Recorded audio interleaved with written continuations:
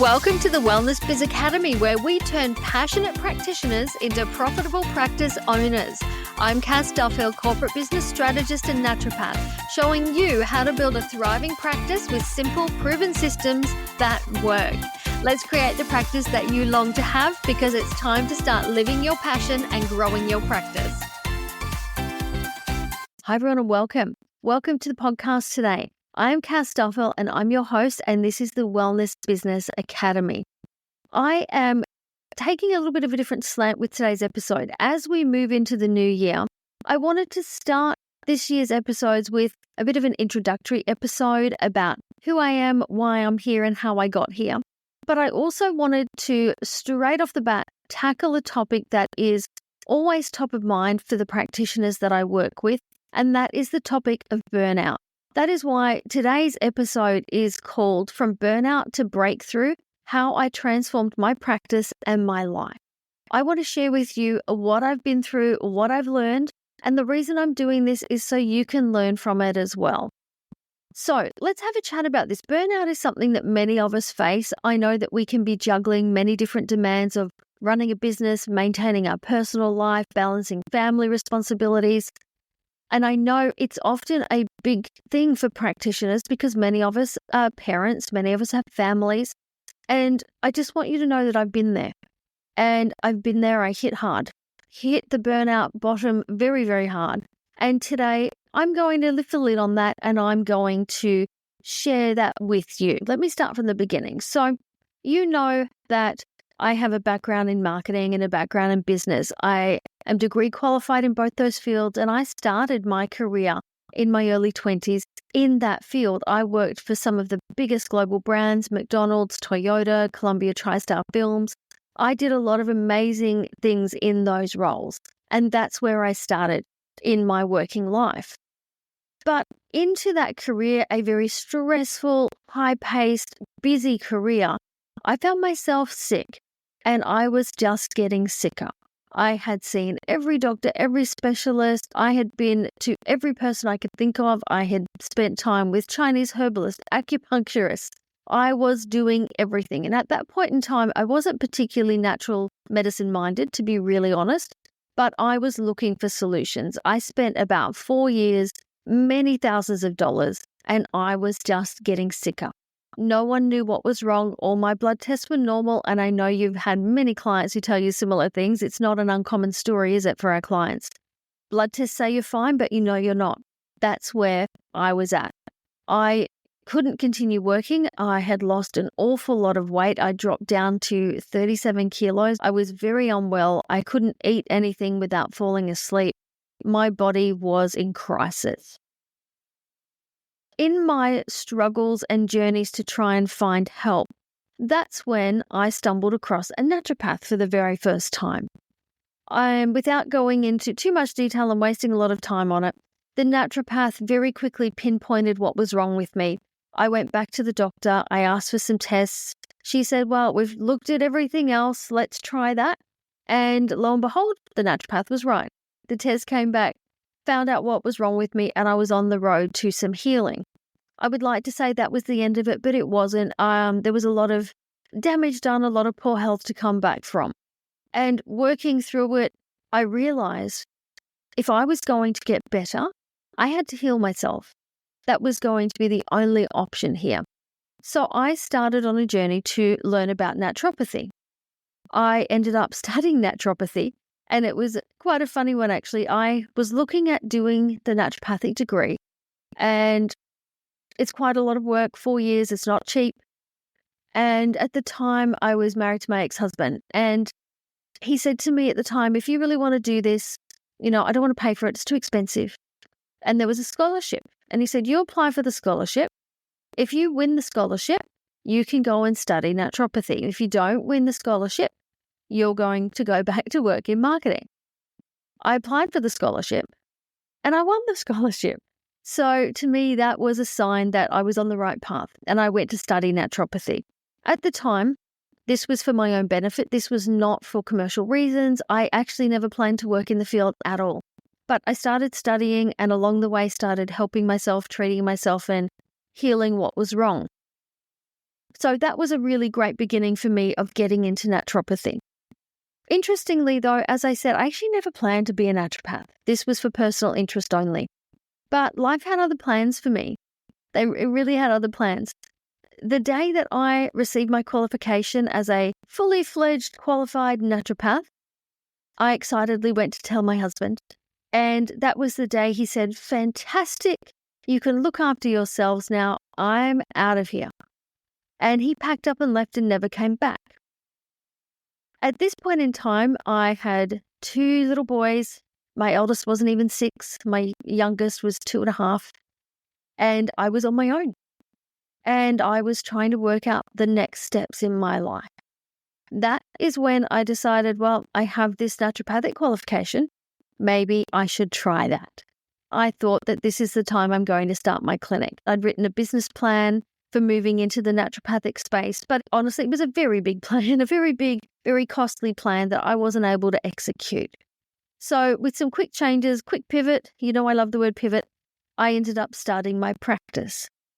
And I have to say, it was the best thing I ever did. Best thing I ever did. I found out that I was really great at helping. I was really great at serving. I was really great at helping people get better. And I loved it. Absolutely loved it. My clinic went swimmingly well. Is that a word? Swimmingly well. Within 3 months of opening my clinic, I was booked out 5 days a week, 6 days a week, every second week. And it was just flourishing. Within 6 months, I had moved out into a professional space. I had a full-time receptionist. That first year, my clinic turned over more than 6 figures, and it did it every year after. I hit the ground running and I took off really well, and I was so happy about it. I ended up seeing, across the next almost decade, I was seeing 30 to 40 clients a week, whilst being a solo mum with 2 little boys. I was doing school run, I was doing school pickup, I'm doing everything that it entails being a full-time parent, as well as running a full-time clinic, seeing 30 plus clients a week. And these just weren't your average cold and flu clients. I was dealing with chronic cases. I was helping people with a range of chronic ailments and chronic illnesses, Lyme-like disease, EBV, chronic fatigue, fibromyalgia. Turned out I had a knack. I had a knack for that sort of thing, and that's where I ended up working. But those kind of cases are hard, aren't they? They take a lot of thought, a lot of effort, and I got burnt out. I burnt myself out. I was trying to keep all the balls in the air, and eventually we all know something has to give, doesn't it? It was a lot of pressure, and along the way, I lost sight of my own well-being. I became ill. I was waking up every morning and I felt dizzy and I felt off balance. And a couple of hours into the day, that would dissipate, but I was feeling very, very unwell. And this was happening every single day for about 3 months. And then the dizziness was lasting longer. And I was feeling like I was on a boat all the time, and I was having trouble with my vision, and I just wasn't right. And little did I realize at the time that, my nervous system was just completely burnt out. My adrenals were flat. And I could feel that happening, but I thought, it's okay, Christmas is coming. This was sort of October. I thought I'll just keep pushing through. Christmas is coming. I used to take all of the school holidays off, and I knew I had 6 weeks coming up. And I worked. I worked right the way through. I closed the clinic on the 20th of December. By that time, the last few clients I had that day, I really wasn't feeling well. I didn't feel right at all. I shut the clinic doors, I locked them, and then I fell on the floor. And I was absolutely spent. For the next 7 weeks, I didn't leave my house. I had vertigo that wouldn't dissipate. I lost my vision. I lost the ability to speak for a period of time. I was very, very unwell. So, I guess it's more than just burnout, isn't it? I obviously have some health things that arose then, but, the burnout pushed me to the brink where all of these things were able to happen. That is when I hit a turning point. I can't continue like this. And more than I can't continue right now, I needed time. I needed time to heal, rest, recuperate. I knew that I could not go back to work. The 6 weeks of the school holidays were up. I was still dealing with the vertigo. I wasn't able to open the doors again, and I had to do something. This is when I had to make a change. I had to make a change for my practice, yes, but for my life, for myself, for my kids, it was time to make a transformation. So how did I do it? First of all, I had to embrace, how can I simplify my journey? How can I simplify what's going on in the clinic? I cut back my offer stack. I reduced the amount of services, products that I was offering to clients. I took out the ones that I didn't enjoy. I had an offer there that I really disliked doing. It was a full health appraisal. People would come in for iridology, live blood, urine analysis, zinc tally, tongue, nail, all sorts of different diagnoses that we use as naturopaths. And I would write them a report with images, and it would generally be 30 to 40 pages long. It was way too much. It took way too much time. I hated doing these. Even though they sold and people wanted these reports, I had to stop. I did not want to do them anymore. So I cut back the clinic to the bare bones of what it needed to be. I gave myself some extra time off, and I emailed my clients and said, I'm not coming back until this date in March. And this is when I put the final touches on a program. I had been working for almost 2 years on a program called Gut Recovery. I knew I needed this program in the clinic, but I was just too busy. I was too busy to finish it. And then life kicked me in the behind, and I had no choice. I needed another revenue stream. So in this break, as I could for very small bouts of time in the beginning, but that got better over time, but I was putting time and effort into finishing this online program. I already had a clinic full of clients. I had a massive list of people who came to the clinic, who were interested in the clinic. And a great deal of these were gut patients, because that's where I started in my clinic, gut dysfunction. I finished the program. It was a 12-week program. It had some consults across that time with me, but they were telehealth, so I could do them from home without having to go in. The program was $14.97 for 3 months, and I put it out to my list. And that first round, I sold 56 spaces in that program.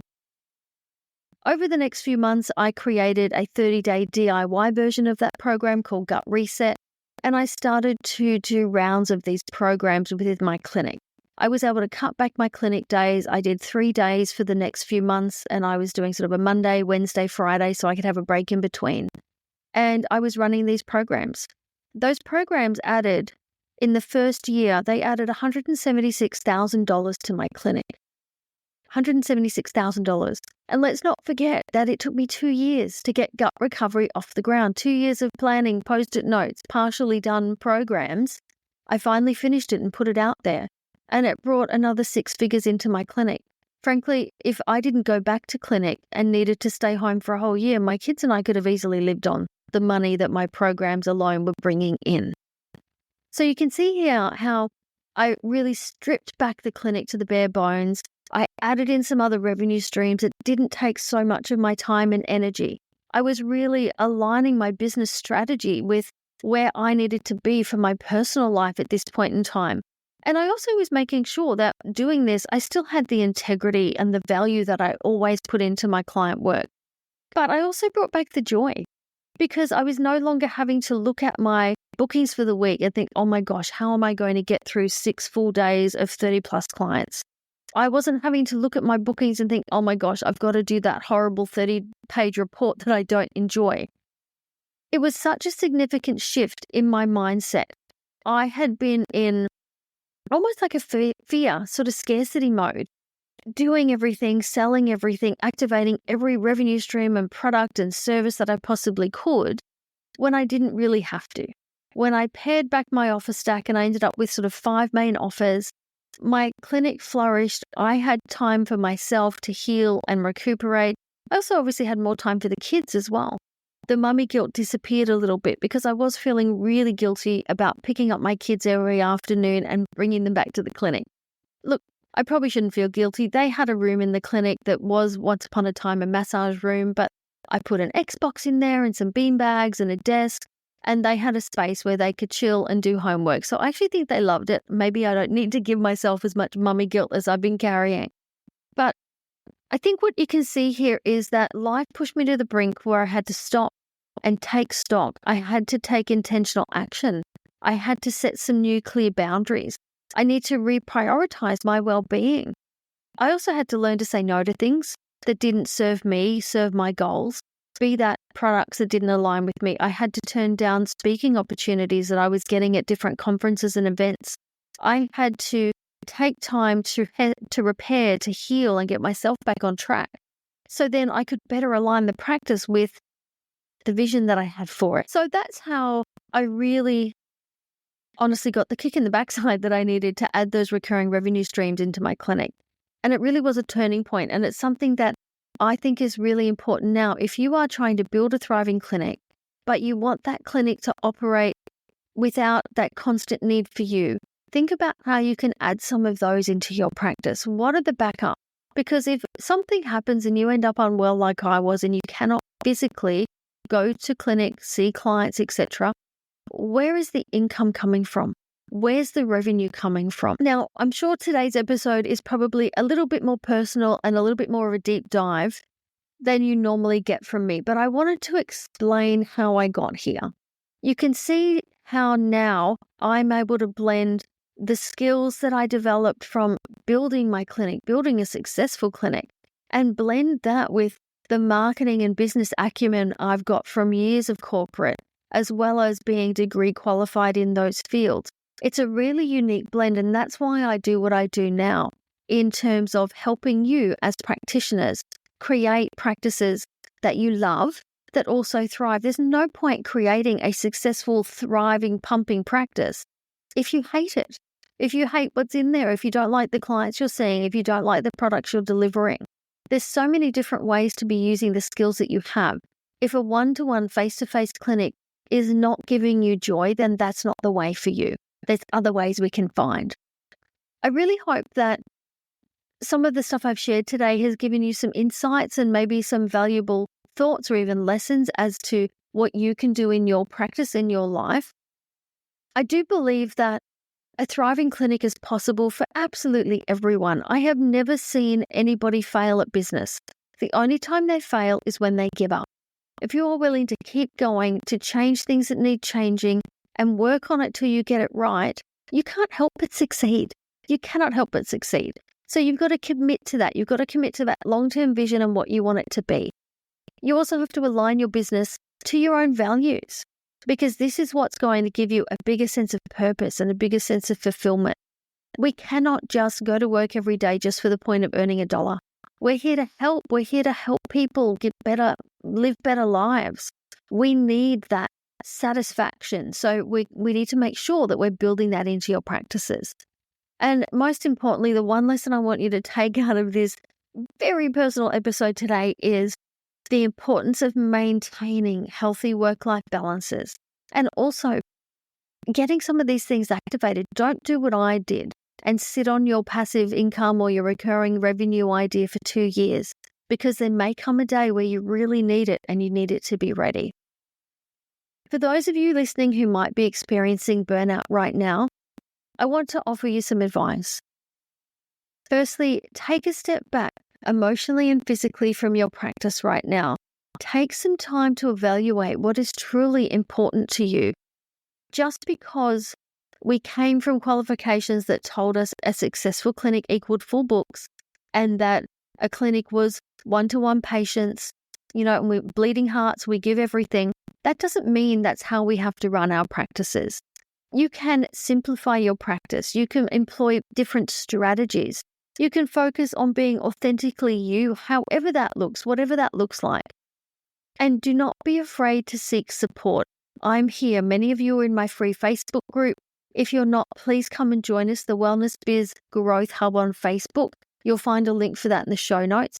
Please come and join us here, because I think having community around us is so important. Being a solo entrepreneur can be really lonely, and I think it actually tends to burn us out even quicker. So come join our group, come join the community. It'd be great to get to know you there. So remember, my friends, you are not alone in this journey. I am here for you. Our community is here for you. And I look forward to getting to know you in those spaces. As I wrap up today's episode, I just want to leave you with one final thought here. Burnout is not inevitable. I know you hear a lot of stories from other practitioners going, wow, look how successful I got, but I burnt myself out.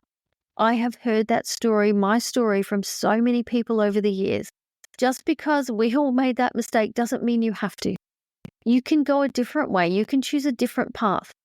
Because you know better, you can do better. So you can transform your practice into one that suits your needs and reaches all the goals you have and doesn't destroy your health and well-being in the process. It's all about, your commitment to the right strategies, the right processes. And if you are going through burnout right now, think about how you can simplify your practice, how you can turn your burnout into a breakthrough like I did. Some more resources for you as well. Have a look in the show notes. You'll have a link there to a new resource I have for you, which is the Practice Success Toolkit. I want you to download that. I've also got another new resource, which is a practitioner's guide to attracting amazing clients. So you might want to check that out.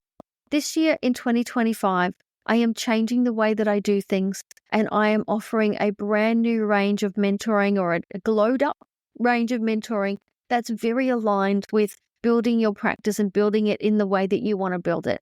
If you are a new graduate or you've only got a few years under your belt and you're struggling to get that traction, that consistent client, consistent revenue sort of traction, I have a new group mentoring coming. We're starting in February, and it's called The Pathway to Profitable Practice.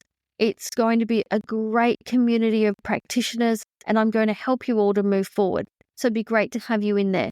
Create and Elevate this year, which is my one-to-one mentoring. Limited spaces are left in that for 2025, but would love to have you in there. If you are looking to grow with some different revenue streams, build yourself, that expertise and really dial in your marketing, that's a great opportunity for you to come into.